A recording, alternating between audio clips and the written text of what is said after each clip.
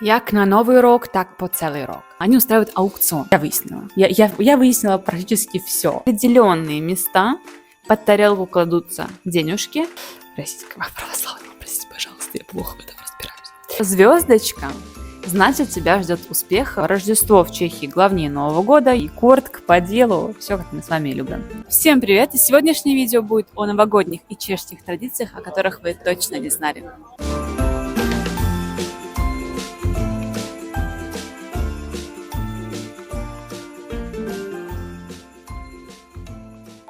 В общем, я бы сняла все это объяснение и рассказ прямо с площади, но здесь слишком шумно, здесь слишком много народу, и здесь невозможно что-либо вообще снимать, потому что они все впихаются, все кушают, всем что-то нужно, поэтому мы с вами пойдем в какое-нибудь более тихое, более спокойное место, и я постараюсь вам рассказать то, что повергло меня, по крайней мере, не то чтобы в шок, но большое удивление так точно. Хей, я не нашла никакого красивого места в центре, поэтому буду вам рассказывать часть с этого прекрасного дивана. Мы с вами привыкли к тому, что у нас домашние посиделки. Поэтому расслабляемся, присаживаемся, смотрим и слушаем. Рождество, Новый год в Чехии – это важные праздники, но я бы сказала, и мои чешские друзья обычно говорят, что Рождество важнее, главнее Нового года. Не знаю почему, наверное, потому что больше праздников у них как-то в этот день. Что ж, давайте представлять, как это происходит в Чехии. Рождество, канун Рождества, я бы даже сказала. Чехи собираются праздновать свой любимый праздник. И самое главное, что вам нужно знать, то, что в Рождество, именно в канун Рождества, нельзя кушать мясо. В Чехии на Рождество на стол подают карпа, рыбу карп. И вообще это пошло издавна, так как это еще период поста, когда Рождество, было. И чтобы не нарушать пост, решили кушать карпа. Собственно, эта традиция сохранилась отчасти. Те, кто сидит на посту, понятное дело, сидит на посту. Кто не сидит, тот просто в этот день не кушает мясо, потому что вот так нужно. Чтобы следующий год был окей, мясо мы не кушаем. И приступаем к еде, собственно, карпу именно за рождественским праздничным столом. Встречается с семьей, все близкие, все родные. Это обязательно, это очень важно для них, чтобы именно за праздничным столом была вся семья. Кто же главный и как правильно рассаживаются все за столом? Я выяснила. Я выяснила практически все. Не ту информацию, которую, возможно, найдете в интернете. В интернете, возможно, найдете другую информацию. Найдете более обширную. Я бы сказала, это такие вещи, которые прям из семей. Поэтому тем самым они нам очень с вами важны. За столом обычно все садятся в рандомном порядке. Единственное, что самое важное, это то, что мужчина, он как бы сидит на главном месте, в самом центре. Остальные садятся вообще кто где хотят. Но, когда все сели за стол, имеет право встать из-за стола только женщина. Главная женщина, как хозяйка дома. И она встает, берет главное блюдо, накладывает как бы всем. И все приступают к еде только тогда, когда она будет уже у всех на столе. То есть все сидят и ждут. Главное женщина, но мужчина сидит на главном месте. То есть вставать, кроме женщины, никто из-за стола не имеет права. Также она произносит свой первый тост, произносит поздравления. И еще у них есть такая прикольная традиция, не знаю, откуда она берется. Суть в том, что чтобы год был удачным, кто как. Некоторые семьи делают так, что это, смотрите, два варианта. Первый вариант. Допустим, у нас 5 членов семьи. Берется 1000 крон, и каждому под тарелку кладется 200 кронок. Просто как вот счастливый знак к Рождеству. Это первый вариант. Второй вариант, когда... Даже, наверное, 3 будет варианта. Второй вариант – это когда на определенные места под тарелку кладутся денежки, И как бы вот кому повезло, тому повезло. Это может быть 1000 крон, это может быть 200 крон. Это может быть так, что у кого-то, например, у всех будет по 200 крон, а у кого-то будет 1000 крон. То есть суть в том, что они могут с этим играться, и в любом случае кто-то получит деньги. Либо все, либо кто-то. Что тоже очень достаточно интересно, я такого не встречала, но это как бы вот условно такой момент, который дается для успеха в следующем году. И, соответственно, когда у всех уже есть блюдо, все приступают к еде, все кушают, потом уже узнают, кто выиграл, так сказать, счастливый билетик, да, в плане денежек, либо это может быть просто одна тарелка, на которой будут лежать деньги, но как символ вот какой-то вот удачи, наверное, и успеха для следующего года. Вот, на столе обязательно должен быть брамборовый салат, обязательно должны быть всякие риски, ну, то есть что-то жареное. Обязательно должен быть карп. В Чехии 3 дня выходных. 24, 25, 26. Уже в это время стоит елка, но елка у нас с вами простоит не дольше, чем до 6 января. Как правило, в Чехии 6 января елки уже выносят, и рождественские елки убираются, и ярмарки убираются. То есть все уже Новый год и до свидания, как бы и радуйтесь, что не после самого Рождества выбросили елку, что простояла до 6, да. Это мы там с вами можем, как бы, знаете, и в марте, и в июле выбросить елку, когда последний снег сойдет. Ну вот здесь как бы нет. Ах да, почему именно 6 числа вспомнила, все думала, почему же? 6 числа тоже есть сваток, праздник, и, собственно, он как бы является завершающим праздником всех рождественских новогодних праздников, если так можно выразиться. И, собственно, после этого они, большинство из них, выбрасывают елку. То есть как бы окончание всех праздников, спасибо, до свидания. На Новый год они обязательно произносят фразу «Як на Новый рок, так по целый рок». Собственно, как я и сказала, как Новый год встретишь, так его и проведешь. Я думаю, что в целом интерпретировать это можно именно так. 1 числа мы обязательно идем к бабушке и кушаем у нее супчик. Желательно, чтобы это был чечковый суп, чечевичный суп, потому что как-то он символизирует деньги. Собственно, в сам Новый год они не сильно отмечают Новый год.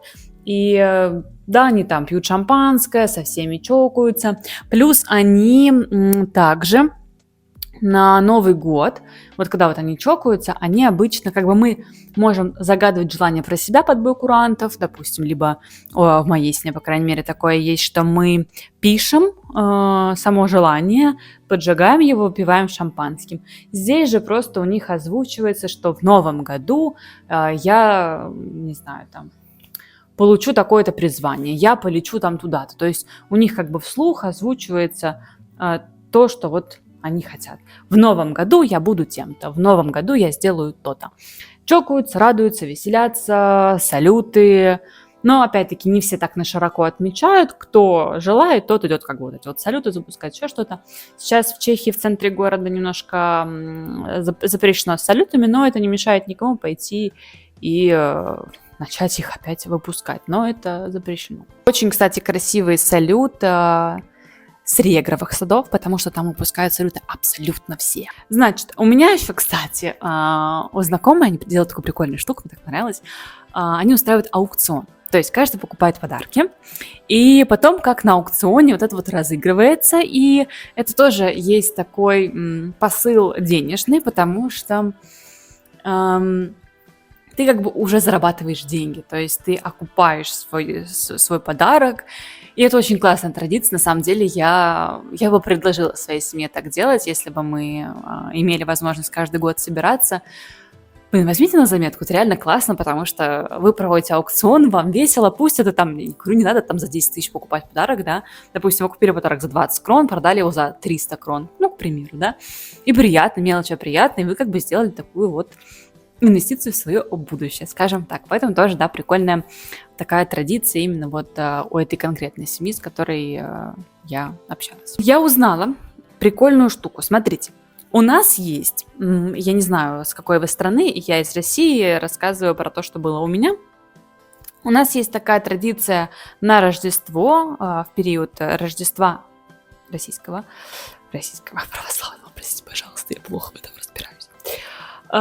Есть такая традиция, что ты берешь, снимаешь свой ботинок, кидаешь его за себя, и на какую часть света он попал, например, ты кинул, а он улетел на юг, или он улетел на север. И с той стороны к тебе придет твой муж. Ну, как бы обычно это делают девушки незамужние. В Чехии тоже есть такая же традиция, когда они кидают, как правило, тоже незамужние девушки.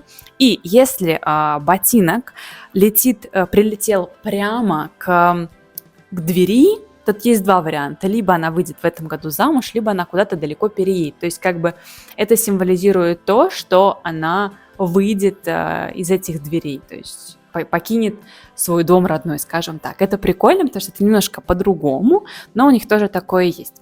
Еще интересная вещь состоит в том, что они берут яблоко, обычное простое яблоко, и разрезают его пополам.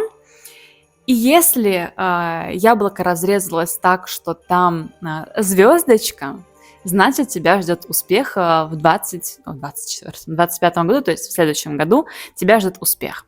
Если там не было звездочки, значит, в следующем году, не то чтобы тебя успех не ждет, но не будет ничего такого, как бы вот супер восхитительного. Ну, как бы это вот то, что мы имеем. И еще одна традиция, которую мне рассказали, вы также можете ознакомиться с ней в интернете. Интересная традиция, потому что, мне кажется, это чуть более затратно, чем наша версия, да. Я знаю, что мы капаем воск на воду, и что получится на воске, ты как бы должен это истрактовать, и, ну, не знаю, например, там, сердечко к любви, волк там, я не знаю, к ссорам, к злости.